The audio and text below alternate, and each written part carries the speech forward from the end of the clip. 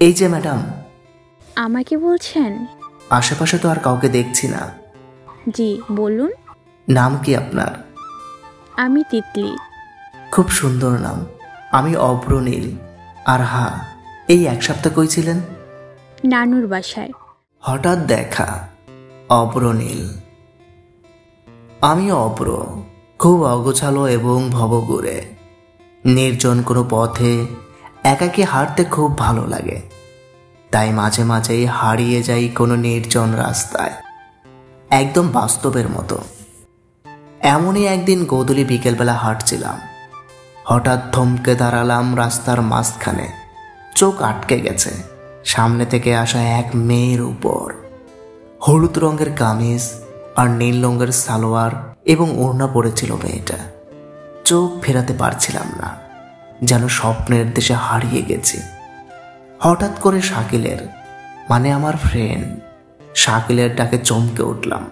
ঘিরে রাস্তার মাঝখানে এভাবে দাঁড়িয়ে আছিস কেন? না কিছু না, চল বাসায় যাই। আচ্ছা চল। রাতে খেয়ে ঘুমাতে গেলাম, কিন্তু ঘুম যেন কোথায় হারিয়ে গেল।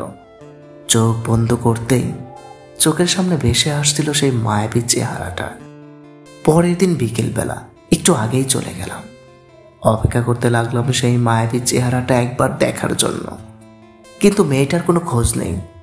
রাগ করে চলে আসবো এমন সময় দেখি কেউ একজন আসছে। হ্যাঁ, এটাই তো সেই মেয়ে। ফ্যাল ফ্যাল করে তাকিয়ে আছি তার দিকে। কি অপরূপ দেখতে। মেয়েটাও একবার পিছন ফিরে তাকিয়ে আবার চলে গেল। এভাবে প্রতিদিন অপেক্ষা করতে লাগলাম এক পলক দেখার আশায়। আজ আবার যাচ্ছি, কিন্তু না, শুধু দেখা করার জন্য না, আজ কথা বলবো, জানবো তার সব কিছু। যত সময় চলে গেলাম অপেক্ষা করতে লাগলাম তার জন্য।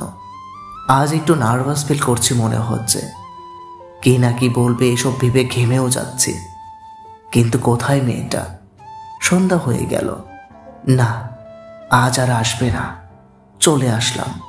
পরের দিন আবার অপেক্ষা করতে লাগলাম, কিন্তু না, সেদিনও এলো না। এভাবে সপ্তাহ পার হয়ে গেল। মনে মনে ভাবছিলাম, হঠাৎ করে এসেছিল, হঠাৎ করেই চলে গেল। আগের মতো আজ আবার হাঁটতে ইচ্ছা করছে, তাই চলে গেলাম সেই নির্জন পথে। হেডফোন কানে দিয়ে হাঁটছিলাম। হঠাৎ করে আবার সেই আগের মতো নিজের চোখকে বিশ্বাস করতে পারছিলাম না। হ্যাঁ, এটা সেই মেয়ে। হাঁ করে তাকিয়ে আছি তার দিকে। দেখতে দেখতে আমাকে পার করে চলে গেল মেয়েটা। এই যে ম্যাডাম। আমাকে বলছেন? আশেপাশে তো আর কাউকে দেখছি না। জি বলুন। নাম কি আপনার? আমি তিতলি। খুব সুন্দর নাম। আমি অভ্রনীল। আর হ্যাঁ, এই এক সপ্তাহ কই ছিলেন? নানুর বাসায়। আর আমি এক সপ্তাহ বাসায় ছিলাম না, আপনি কি করে জানলেন? আমাকে কি আপনি ফলো করেন? করি তো। আপনার ফোনটা দেখি। কিছু বলার আগেই ফোনটা হাত থেকে নিয়ে আমার নম্বর তুলে একটা কল দিলাম। এটা আমার নম্বর, এখন বাই, আমার কাজ আছে বলেই ফোনটা তিতলির হাতে দিয়ে চলে আসলাম। পেছন করে দেখি তিতলি আমার দিকে হা করে তাকিয়ে আছে।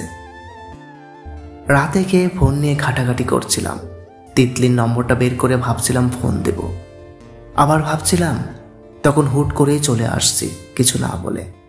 এখন কি না কি বলবে, এসব ভাবতে ভাবতে কল দিয়েই দিলাম। হ্যালো। কেমন আছেন? ভালো। আপনি? ভালো না। কেন? আপনি এত সুন্দর কেন? ঢপ দিয়েন না তো। তখন এভাবে হুট করে কোথায় চলে গেলেন? তাকিয়ে থাকতে পারছিলাম না তাই। কি? না কিছু না। কি করছেন? বসে আছি। আপনি? মনের মানুষটার সাথে কথা বলছি। মানে? না কিছু না। সব কিছুতে কিছু না কিছু না করেন কেন? বলতে কি ভয় পাচ্ছেন? ভয় পাবো কেন? তাহলে? আসলে আমি এত জলদি পেতে চাচ্ছি না। আমি শুনেছি যেটা যত জলদি আসে সেটা তত জলদি চলে যায়। মানে? কিছু না, আজ গুড নাইট। কিছু বলার আগেই ফোনটা কেটে দিলাম। এরপর থেকে রেগুলার কথা হতো, ভালোই কাটছিল সময়। দিনের বেশিরভাগ সময় তিতলির সাথে কথা বলেই কাটাতাম। আমি বুঝতাম ও আমাকে ভালোবেসে ফেলেছে, শুধু আমার বলার অপেক্ষায় আছে, কিন্তু আমি এত জলদি বলতে চাই না।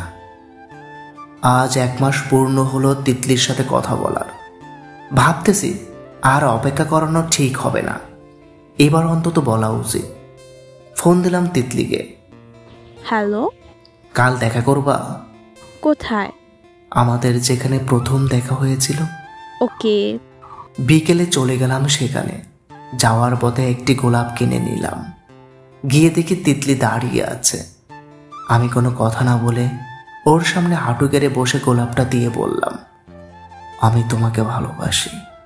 তিতলি আমার হাত থেকে গোলাপটি নিয়ে আমাকে জড়িয়ে ধরলো। আমিও তোমাকে ভালোবাসি, ভীষণ ভালোবাসি। শক্ত করে জড়িয়ে ধরে আছে তিতলিকে। হঠাৎ ধাক্কা দিয়ে সরিয়ে দিল আমায়। এই কথাটা বলতে এত সময় লাগে? আরে পাগলি, দেখছিলাম তুমি আমায় কতটা ভালোবাসো। অত কিছু বুঝি না, তুমি আমাকে কষ্ট দিচ্ছ, শাস্তি পেতেই হবে। কি শাস্তি আবার? কান ধরো। মানে কি? দেখছো কত মানুষ। তো আমি কি করব? কি আর করার, কান ধরতেই হলো। আমি কান ধরে দাঁড়িয়ে আছি। ও আমার দিকে তাকিয়ে দৌড়ে এসে আমাকে জড়িয়ে ধরলো। কিচ্ছু বলছে না। আমি ওর কানের কাছে মুখ নিয়ে গিয়ে বললাম, এভাবে জড়িয়ে ধরলে আমি 1000 বার কান ধরতে রাজি। ধন্যবাদ সবাইকে আমার পুরো ভিডিওটা দেখার জন্য। আর যদি আমার ভিডিওটা ভালো লেগে থাকে তাহলে প্লিজ আমার চ্যানেলটা সাবস্ক্রাইব করবেন।